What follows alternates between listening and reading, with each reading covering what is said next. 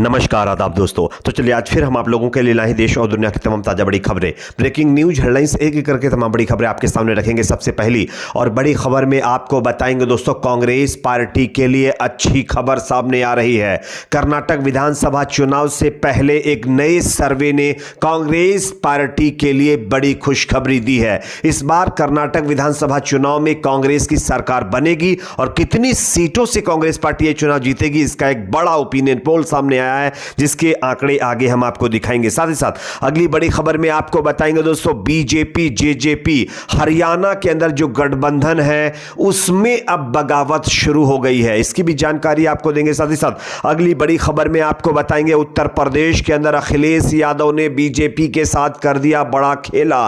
BJP के दो दिग्गज नेता बीजेपी छोड़कर समाजवादी पार्टी में शामिल हो सकते हैं, इसकी भी जानकारी आपको देंगे। साथ ही साथ अगली बड़ी खबर में आपको बताएंगे, कर्नाटक से बीजेपी को बड़ा झटका, एक और मंत्री कांग्रेस पार्टी में शामिल होने जा रहे हैं, इसकी भी जानकारी आपको देंगे। साथ ही साथ अगली बड़ी खबर में आपको बताएंगे दोस्तों, राहुल गांधी के खिलाफ साध्वी प्रज्ञा ठाकुर का बड़ा बयान सामने आया, क्या कुछ उनका कहना है ये भी आपको सुनाएंगे। साथ ही साथ अगली बड़ी खबर में आपको बताएंगे दोस्तों, इजराइल के पीएम नेतन्याहू के खिलाफ पूरे देश में जबरदस्त प्रदर्शन शुरू हो गए हैं, किस मामले में, इसकी भी जानकारी आगे आपको देंगे। साथ ही साथ अगली बड़ी खबर में आपको बताएंगे दोस्तों कि दिल्ली के अंदर एक जापानी लड़की के साथ जिस तरह से बदसलूकी की गई थी, उसको जबरदस्ती कलर लगाया गया था, उस मामले पर पुलिस ने बड़ी कार्रवाई कर दी है।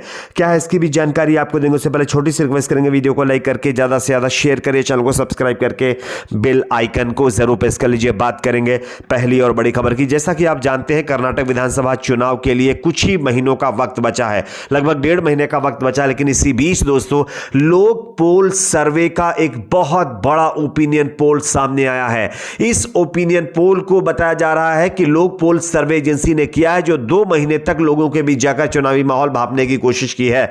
224 निर्वाचन क्षेत्रों में 45,000 से ज्यादा सैंपल साइज लेकर के यह सर्वे किया गया है। इस सर्वे के मुताबिक इस बार 224 विधानसभा सीटों में से बीजेपी 77 से 83 सीटें जीत सकती है कर्नाटक के अंदर, जबकि कांग्रेस पार्टी 116 से 122 सीटें जीत सकती है। यानी कांग्रेस पार्टी फुल बहुमत के साथ अपनी सरकार बना सकती है।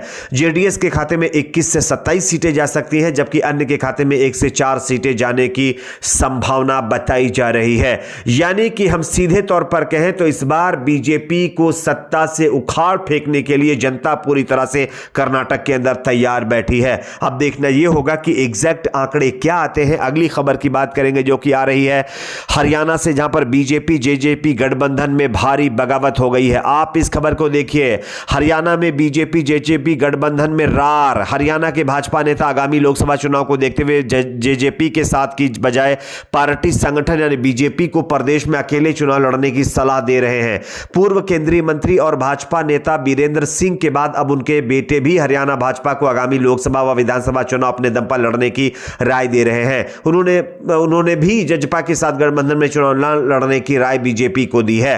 हिसार सांसद ब्रजेश सिंह का कहना है कि मुझे नहीं पता कि उनके पिता ने बयान दिया या नहीं दिया, लेकिन पार्टी को अकेले चुनाव लड़ना चाहिए, परंतु मैं कह रहा हूं कि हमें अकेले चुनाव लड़ना चाहिए। हमारी पार्टी सशक्त है, 2 टर्म सरकार में रह चुके हैं, इसलिए अकेले चुनाव लड़ना चाहिए।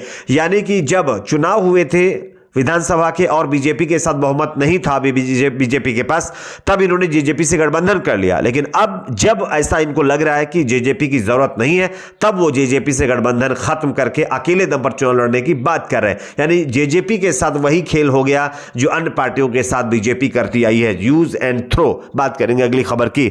अगली बड़ी खबर दोस्तों यहां पर सामने आ रही, उत्तर प्रदेश में, जहां पर बीजेपी के साथ समाजवादी पार्टी ने बड़ा खेला कर दिया है। आप इस खबर को देखिए, उत्तर प्रदेश में समाजवादी पार्टी के राष्ट्रीय अध्यक्ष अखिलेश यादव सीतापुर में बीजेपी को बड़ा झटका देखने की तैयारी में हैं।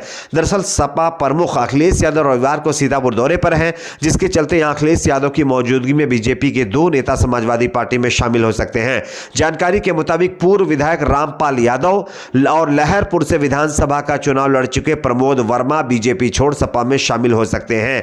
आपको बता दें कि अखिलेश यादव सीतापुर के जिला पंचायत अध्यक्ष और महेश सिंह सिंह वर्मा की पुण्यतिथि पर उनकी मूर्ति का अनावरण करने सीतापुर आए हुए हैं। सीतापुर पहुंचने के दौरान सपा कार्यकर्ताओं ने समाजवादी पार्टी के प्रमुख अखिलेश यादव का जोरदार स्वागत भी किया है। लेकिन ये बाबा जी के साथ पहला बड़ा खेला अखिलेश यादव करने जा रहे हैं। बात करेंगे अगली खबर की। अगली बड़ी खबर आ रही कर्नाटक से, जहां पर बीजेपी के एक और मंत्री कांग्रेस पार्टी में शामिल हो सकते हैं। आप इस खबर को देख सकते हैं दोस्तों। विधानसभा चुनाव से पहले कर्नाटक के आवास मंत्री वी बोपन्ना ने पार्टी की चुनाव प्रबंधन समिति में अपना नाम शामिल नहीं किए जाने के बाद भाजपा छोड़ने के संकेत दे दिए हैं। बताया जा रहा है कि सोमन्ना जो है भाजपा छोड़ कांग्रेस में शामिल होने पर विचार कर रहे हैं। सूत्रों के हवाले से मिली जानकारी के अनुसार पार्टी को शर्मिंदगी से बचाने के लिए सत्ता पक्ष ने सोमन्ना को अपनी चुनाव प्रबंधन समिति में शामिल नहीं करने का फैसला किया है। आपको बता दें कि इस महीने की शुरुआत में भाजपा के राष्ट्रीय अध्यक्ष जेपी नड्डा द्वारा बीजेपी की पहली जनसंकल्प रथ यात्रा निकाली गई थी। इस यात्रा में भी मंत्री सोमन्ना शामिल नहीं हुए थे और अब ये कांग्रेस पार्टी में शामिल हो सकते हैं, ऐसी खबरें सामने आ रही हैं। बात करेंगे अगली खबर की। अगली बड़ी खबर आ रही राहुल गांधी के खिलाफ साध्वी प्रज्ञा सिंह ठाकुर का बड़ा बयान।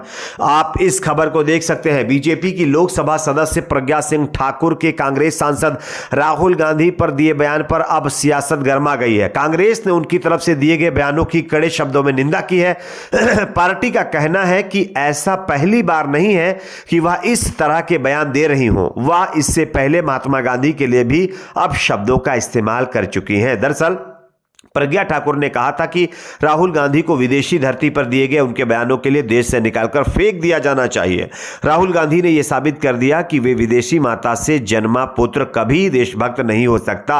यानी कि अब गोडसे की उपासक साध्वी प्रज्ञा सिंह ठाकुर जो है अब राहुल गांधी को देशभक्ति का पाठ पढ़ा रही है और यह कह रही है कि राहुल गांधी को देश से बाहर उठाकर फेंक देना चाहिए, जबकि खुद ये साध्वी प्रज्ञा ठाकुर गोडसे को अपना अनुयायी मानती है, जो देश का पहला। ये कांग्रेस पार्टी कह करके बीजेपी को लगातार निशाने पर ले रही है। बात करेंगे अगली खबर की। अगली बड़ी खबर दोस्तों आ रही है यहां पर इजरायली पीएम के खिलाफ पूरे देश में जबरदस्त प्रदर्शन शुरू हो गए हैं। आप इस खबर को देखिए। इजराइल में हजारों लोग सड़कों पर उतरकर सरकार विरोधी प्रदर्शनों में हिस्सा ले रहे हैं। इसे देश के इतिहास में हुए अब तक का सबसे बड़ा विरोध प्रदर्शन कहा जा रहा है। इजरायली सरकार ने देश की न्याय व्यवस्था में बड़े बदलावों की योजना का प्रस्ताव दिया है, जिसके बाद बीते 10 सप्ताह में देश में विरोध प्रदर्शन हो रहे हैं।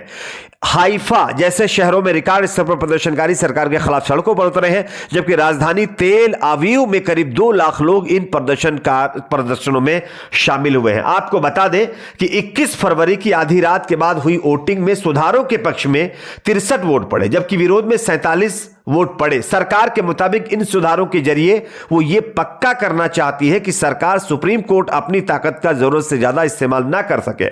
आलोचकों का कहना है कि पीएम नेतन्याहू के इन बदलावों से देश में लोकतंत्र खत्म हो जाएगा और इसीलिए यह जनता पूरे देश में नेतन्याहू के खिलाफ सड़कों पर उतर गई है। अगली खबर की बात करेंगे जो कि आ रही दिल्ली से, जहां पर रंग लगाने के मामले पर पुलिस की बड़ी कार्रवाई। जापानी लड़की के साथ बदसलूकी के मामले में 4 जो है लोगों को अरेस्ट कर लिया है। आपकी अपनी क्या राय जरूर बताइए। वीडियो को लाइक शेयर, चैनल को सब्सक्राइब जरूर करें।